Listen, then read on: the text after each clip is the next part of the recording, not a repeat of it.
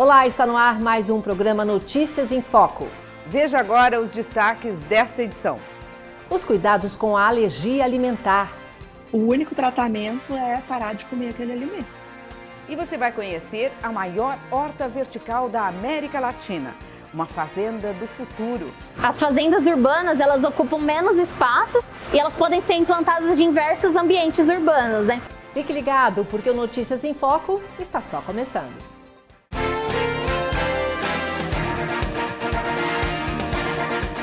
Um tema que ganhou destaque de um tempo para cá foi a intolerância alimentar, ao glúten, à lactose e por aí vai. Mas muita gente confunde essa intolerância com a alergia aos alimentos, Silvia. É verdade, só para deixar aqui bem claro, uma coisa não tem nada a ver com a outra.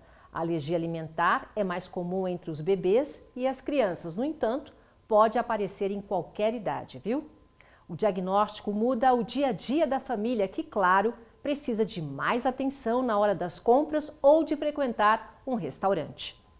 Você vai conhecer agora um grupo de mães que trabalha e muito para divulgar esse assunto. E com isso, essas mães conseguem levar qualidade de vida para quem convive de perto com esse tipo de limitação.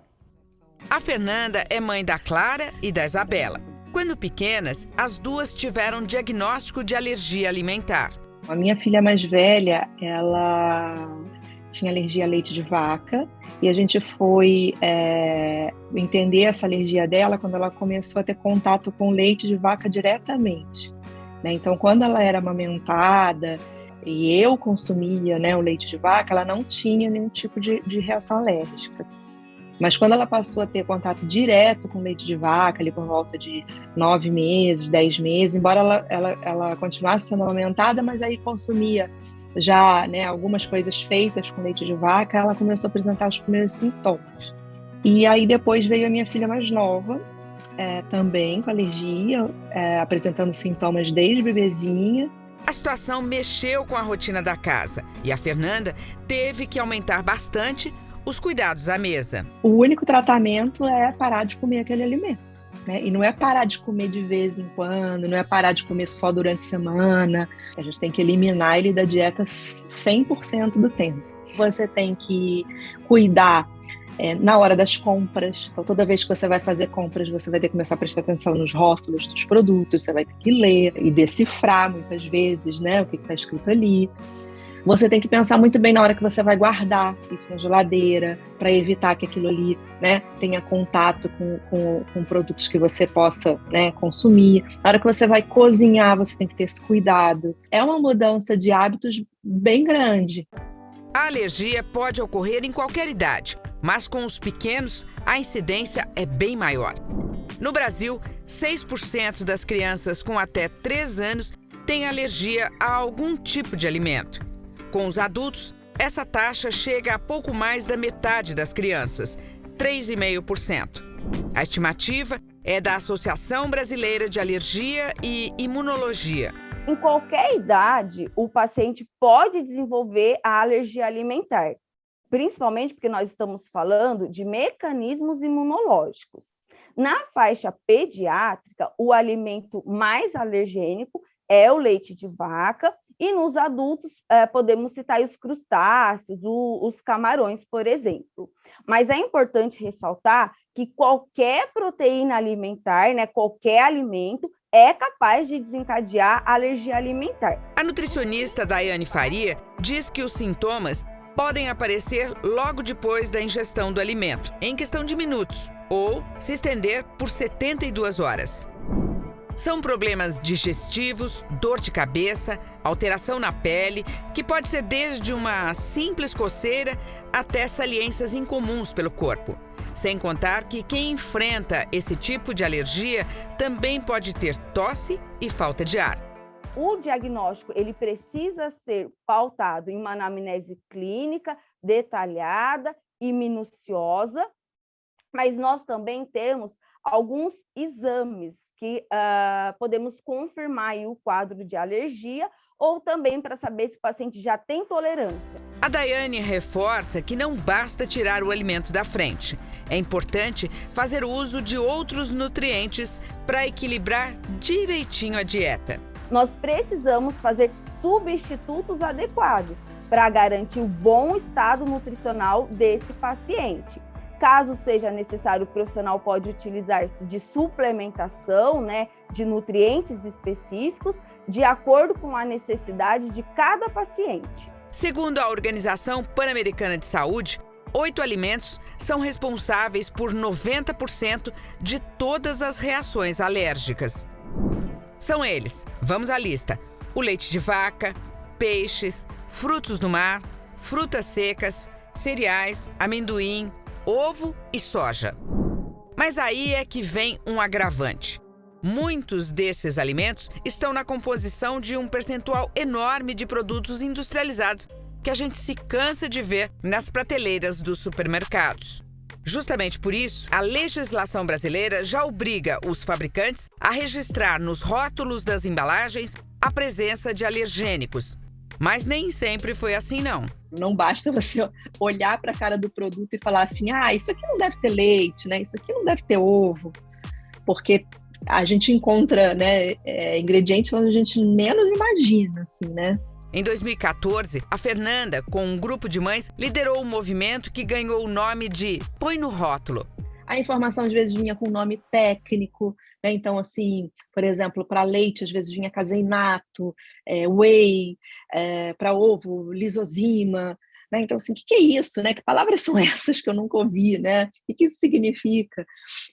E além da lista de composição em si, a gente tinha a questão do contato cruzado, né? Então, numa linha de produção de uma fábrica, eles usam aquele mesmo maquinário para fazer toda uma linha de pães, por exemplo.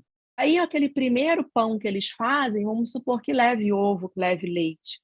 O segundo pão é uma outra linha, já não leva, mas ele vai passar no mesmo maquinário.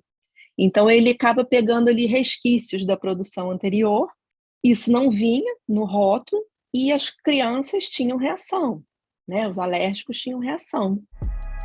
As normas foram atualizadas em 2020, mas a Fernanda reconhece que ainda tem muito a ser feito. Conseguimos apoio de diversos artistas, né? Conseguimos chegar lá em Brasília, né? Lá na Anvisa, com quem cuidava, né, desse tipo de norma, e aí a gente conseguiu em 2015 que essa legislação fosse aprovada e vai ter um avisozinho lá depois da lista de ingredientes, né? Alérgicos, 2 pontos, contém leite, ovo, trigo, ou então vai vir, pode conter leite, que é esse caso do contato, né? Quando tem esse risco de contaminação. Então foi uma campanha, um movimento assim muito bem sucedido, né? Um exemplo de como que a população pode se movimentar, né, para incidir nas políticas públicas. As mães do movimento Põe no Rótulo se engajaram a uma outra iniciativa, o Alergia Alimentar Brasil. Um grupo que divulga conhecimento e informação sobre esse tema para tentar garantir qualidade de vida para quem é obrigado a enfrentar de perto esse drama. A gente ainda enfrenta desafios. Houve uma melhora significativa, né, nos últimos anos, com certeza, a gente tem muito mais profissionais capacitados, mas ainda assim é muito comum a gente encontrar pessoas que têm dificuldade de obter esse diagnóstico. É muito difícil, realmente, assim, a gente entender que o alimento faz mal, né? Que o alimento traz um problema, porque o alimento é o que nutre, né? O alimento é o que mata a nossa fome. A gente tem uma relação com o alimento de afeto, né, de cultura, de tradições. A gente se reúne, né, em volta da mesa para comemorar, né, qualquer coisa, né, boa na nossa família, na nossa empresa, né, na escola, enfim. Então, você pegar e falar assim, puxa, mas o leite faz mal? Então, a gente precisa sempre estar falando sobre isso, conscientizando, trazendo essa informação, especialmente em ambientes onde isso pode acontecer com mais frequência, como, por exemplo, uma escola, né? Eu acho que o que falta mesmo é falar mais sobre o tema, né? As pessoas conhecer mais sobre o tema. Acho que à medida que as pessoas conhecem, elas se sensibilizam. Essa tem sido uma experiência.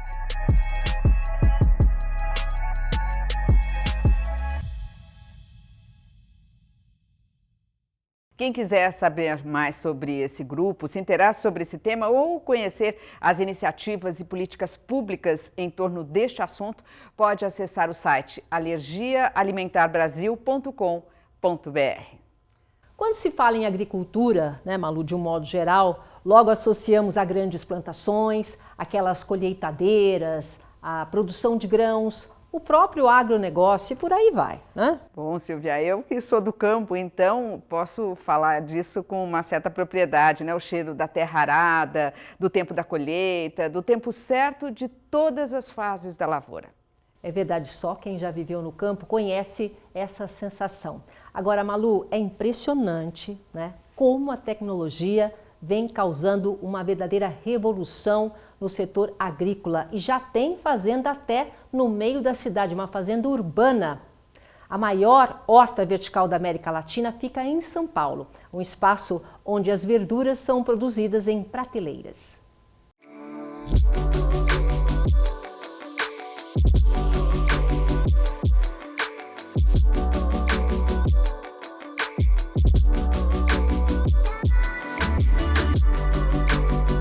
Controle de água e temperatura. Luzes de LED. Esse ambiente totalmente tecnológico está mais para um laboratório de ciências. Mas aqui são produzidos alimentos, isso mesmo. Este galpão de 750 metros quadrados, bem perto da Marginal Tietê, abriga a maior horta vertical da América Latina.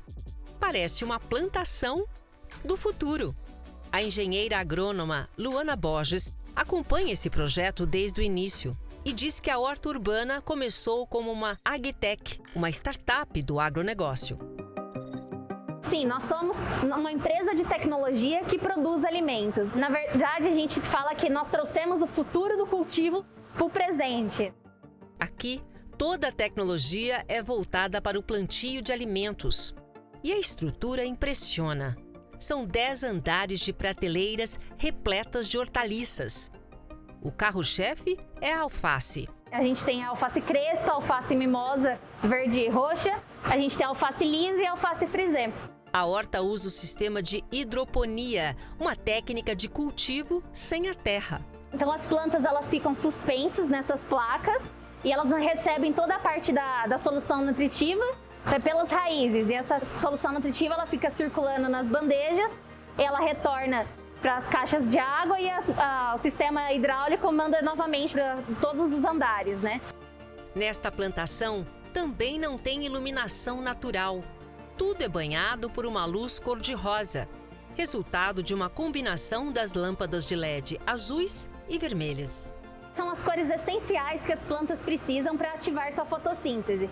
É como uma simulação da luz do sol. É um ambiente perfeito para o crescimento das plantas.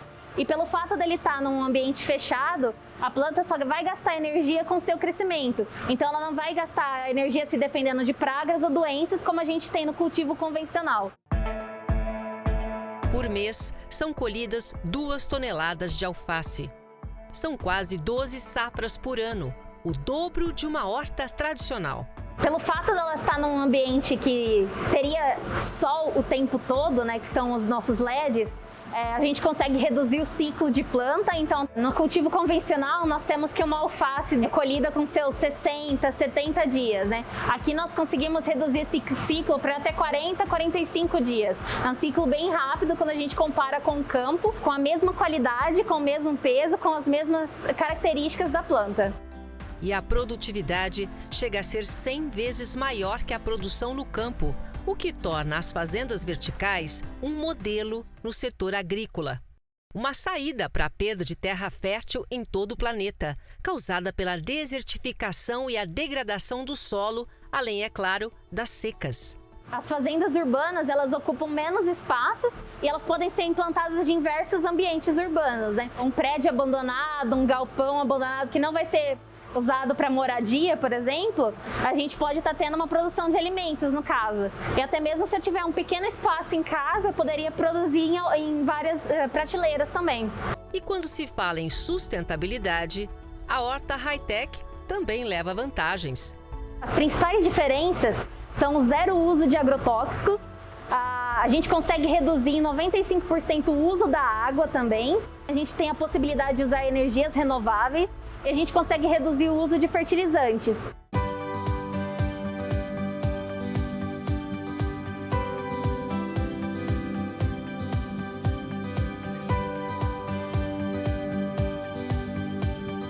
Uma nova forma de atender a demanda de alimentos, com menos impacto e uso inteligente dos recursos naturais.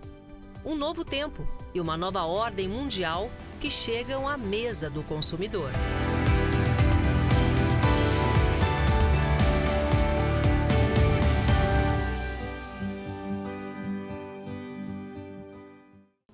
Que vontade de experimentar essas verduras, Malu. Será que elas são gostosas? Olha, Silvia, fontes fidedignas, no caso a nossa produção, os meninos garantem que sim, eles experimentaram e gostaram muito. E disseram que essas verduras não deixam nada a desejar, nem sabor e nem na crocância para as hortas convencionais. Olha, e esse modelo de fazenda urbana não é novo, não. Veio de Singapura em 2009 e a ideia se espalhou pelo mundo. Só nos Estados Unidos, segundo o levantamento feito antes da pandemia, existiam pelo menos 100 hortas verticais registradas oficialmente. É um negócio que emprega uma extensa mão de obra, muita gente mesmo. São pelo menos 800 milhões de pessoas que trabalham com a agricultura urbana, segundo dados da FAO, a Organização das Nações Unidas para a Alimentação e Agricultura. Bom, e por falar em qualidade de vida, nada mais importante do que cuidar da saúde sempre. Mas o que vem chamando a atenção é um contingente cada vez maior de pessoas acima dos 60 anos e que têm buscado uma academia ou começaram a praticar esportes. Por que não, né, Malu? Se vê mais do que uma tendência, essa é uma mudança de comportamento, viu? E que só traz benefício, parece lugar comum, mas tem que insistir. A vida é movimento. Uma pesquisa realizada pela Sociedade Americana do Câncer mostra que a prática de exercícios físicos após os 40 anos diminui em 35% o risco de mortalidade precoce. O seu Furuya exibe com orgulho as medalhas que conquistou. São mais de 500, a maioria em competições para atletas veteranos. Aos 89 anos, ele tem uma disposição de dar inveja e conta que o segredo é o movimento. A gente fazendo exercício, come bem, dorme bem, então é o principal da vida da gente. Além dos exercícios físicos, as tarefas domésticas também fazem parte da sua rotina. Aqui, todo serviço é dividido com a esposa. Lavar louça, café da manhã e almoço é meu serviço. Da jantar é ela. Eu ajudo a preparar, cozinhar arroz e feijão, sou eu. Ela lava a roupa, põe na máquina, depois por minha conta. Cuida da máquina, recolher da máquina e pendurar a roupa. Tudo isso é meu serviço. Fazendo atividade física assim, a gente não fica cansado, não fica assim, né, como diz, preguiçosa. E sem preguiça, o casal espanta para bem longe o sedentarismo. Esse que é um dos grandes vilões quando se fala em qualidade de vida. As estatísticas da Organização Mundial da Saúde não deixam dúvidas. Até 5 milhões de mortes poderiam ser evitadas em todo o planeta se as pessoas fossem mais ativas. A dica não é nova e não custa repetir. A prática de exercícios é fundamental na terceira idade, como explica a fisioterapeuta Tainá Guedes. Após os 50 anos de idade, acontece a sarcopenia. O que é a sarcopenia? É a perda de massa muscular devido à diminuição das fibras que formam os músculos. Com essa diminuição de fibras, o idoso consequentemente terá perda de força, perda de equilíbrio, dificuldade nas suas atividades básicas do dia a dia, como o simples fato de sentar, levantar, caminhar, subir escada, ou seja, ele vai ficando cada vez mais dependente. Pode parecer óbvio, mas exercitar os músculos é a melhor forma de reverter esse processo. A Tainá cita ainda outros benefícios da musculação. Esse tipo de modalidade ajuda no controle de diversas doenças, como por exemplo, osteoporose, artrite, doenças cardíacas, diabetes e entre outras doenças sistêmicas. A OMS elaborou uma cartilha com recomendações para a prática de exercícios em todas as idades. No caso dos idosos, a orientação é fazer pelo menos 150 minutos de atividade física moderada, isso por semana. Os exercícios físicos são muito importantes e fundamentais na prevenção de quedas dos idosos, né? Então, pacientes acima de 60 anos têm quedas muito frequentes, principalmente dentro de casa e também na rua, né?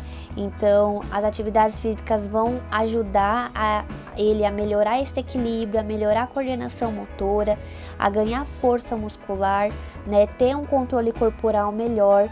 As atividades mais recomendadas às pessoas acima de 60 anos são exercícios de pouco impacto, né? Como, por exemplo, exercícios aeróbicos, caminhada, dança, hidroterapia, musculação, alongamentos e também as atividades feitas em grupos, né? Que são trabalhados aspectos psicológicos, sociais e cognitivos. Pesquisas comprovam que os movimentos estimulam o cérebro e reduzem o risco de desenvolver doenças como a demência e o Alzheimer. Idosos ativos também têm 20% menos chance de sofrer de depressão. E olha só a disposição do seu Furuia e da Dona Cida. As atividades físicas ao ar livre garantem ao casal mais saúde e bem-estar. Mas tem que começar. Afinal, a vida só premia a ação. Qualquer tipo de esporte, mesmo caminhada, faça. Faça sempre, principalmente ginástica, alongamento é o necessário. Melhor para a saúde, né? Para a saúde fisicamente, mentalmente. Enquanto tiver perna em dia, continuo para bem da saúde da gente. E para quem se animou e quer abandonar de vez o sofá, a sugestão é passar por uma avaliação médica antes de começar qualquer atividade física. Procure o seu médico, peça orientação, pois ele vai te avaliar, vai avaliar o seu histórico geral de saúde e vai te encaminhar e te indicar o melhor exercício, o exercício que esteja ali de acordo com a sua necessidade naquele momento.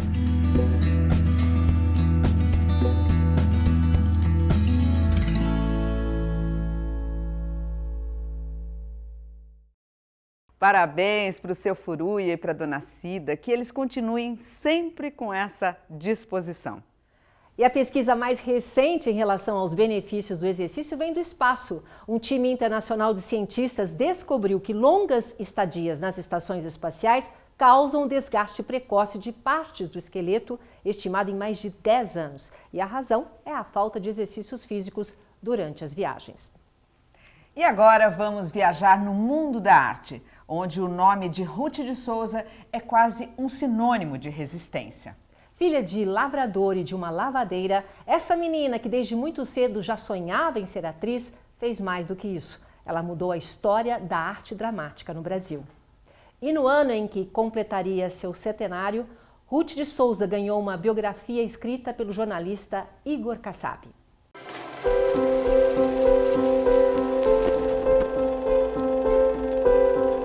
Ruth de Souza nasceu no Rio de Janeiro no dia 12 de maio de 1921. Aos 11 anos, ela foi ao cinema pela primeira vez. Assistiu Tarzan, o Filho das Selvas, um sucesso em 1932, e se encantou. Decidiu ali que ia ser atriz. Mas até estrear nos palcos aos 24 anos, precisou tirar da frente a discriminação de toda a natureza. Quando ela era criança, muitas pessoas diziam para ela: não existem atrizes negras. Ruth de Souza lidava com o preconceito de uma forma muito elegante. Ela sempre se impôs com todo o teu talento, com toda a tua força, uma força que emergia de dentro daquele olhar, aquele olhar tão forte, tão pulsante. Ela fazia com que essa esperança, essa força, derrubasse todos os preconceitos pelos quais ela teve que passar. O jornalista Igor Kassab é autor do livro Ruth de Souza, a Menina dos Vagalumes, 100 anos de história. O nome vem de uma interpretação poética da infância da atriz em Minas Gerais, quando brincava com vagalumes. e do fato de Ruth ter um brilho único, que a levou a uma trajetória marcante. Foi a primeira atriz negra a encenar nos tablados do Teatro Municipal do Rio de Janeiro. E também a primeira brasileira indicada em um festival de cinema internacional. Ruth concorreu ao Leão de Ouro em Veneza, em 1954, pela atuação em Sim, a Moça.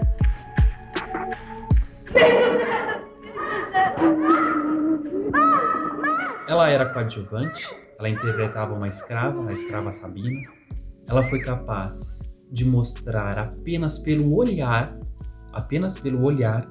ela foi capaz de mostrar os sofrimentos daquela escrava. E isso é de uma grandeza enorme, porque revela muito sobre a grande verve artística que ela possuía. Está morto. Ele foi morto.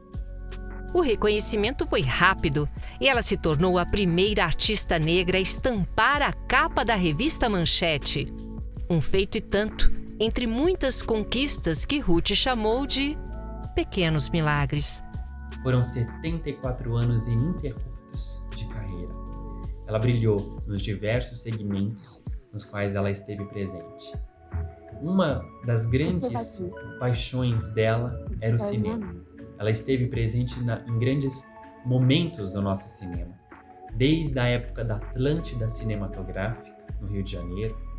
Depois a Vera Cruz, em São Paulo. A Maristela. Que foi? Vieram buscar os frangos. Diga que espere. Já vou.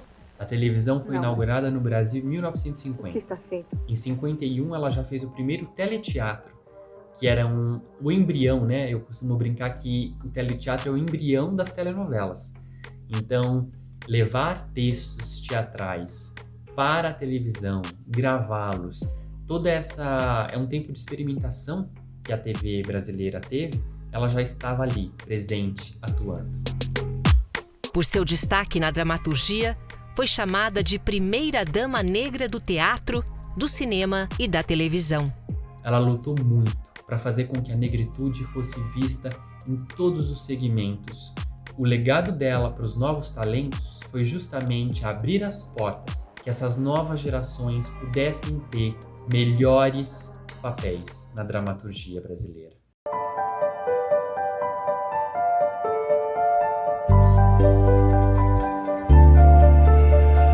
Mas ela teve um legado muito além dos palcos. Era uma mulher de luz. Tinha uma sina, o destino, uma vida para interpretar. Nos palcos, essa grande dama era gigante. Foi essa a grande herança de Ruth de Souza, que nos deixou em 2019, aos 98 anos de idade. A partir do momento que a história de Ruth foi possível, a gente se sente possível. Cada pessoa vai se identificar com algo que ela mostrou que é possível, porque o que Ruth tinha era amor por essa profissão, era amor pela arte de representar, e ela passava, através dos seus personagens, através de sua conduta pessoal e profissional, essa grande generosidade inspiradora.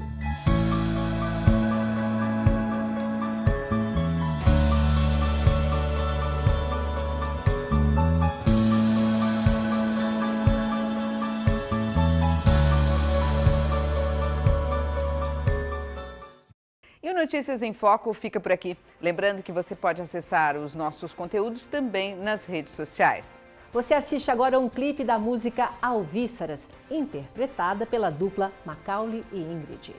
Obrigada pela sua companhia. Até a próxima. Tchau, gente. Que não viu você sorrindo sobre o sol e o mar. E a natureza que invejou tanto sua beleza. Quis te desafiar com as cachoeiras, mas claro que você ia ganhar. Deus desenhou seu rosto numa tela, ele pintou, mas ele sabe onde caprichou.